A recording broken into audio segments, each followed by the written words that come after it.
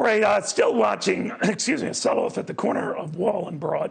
Excuse me. We are also following the meat crisis in this country. A third to half the nation's meat supply could be delayed. Maybe you're seeing it at your own grocery store. Mike Tobin, though, saying the real hit right now is for cattle ranchers. Michael.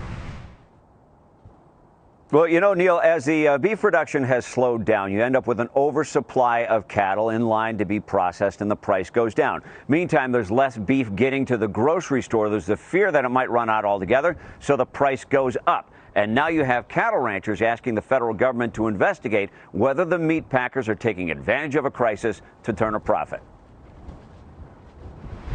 With production slowed at the meatpacking plants, cattle are backed up and the price is down. The producer can't make it on what they're getting for these calves now. Slow production means decreased supply of finished product. The price for boxed beef has spiked. Ranchers claim the major meat packers profit about $1,200 per head of cattle, while the rancher is losing up to $400. There is no doubt that the packers are currently making a lot of money. The cattleman wrote the president asking for an inquiry by the USDA and Department of Justice.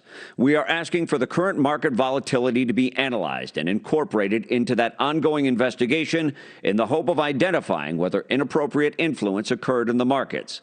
Ag Secretary Sonny Perdue agreed. We'll continue to do that to make sure there's been no collusion or criminal activity there. The North American Meat Institute, which represents 95% of meat production in the U.S., agreed to cooperate. The CEO wrote the North American Meat Institute will continue to work with the administration to ensure that markets operate in a fair and transparent manner. And in a letter to Attorney General William Barr, Senators Mike Rounds of South Dakota and Kevin Kramer of North Dakota complained that 4 major meat packers control 80% of the market. Neil?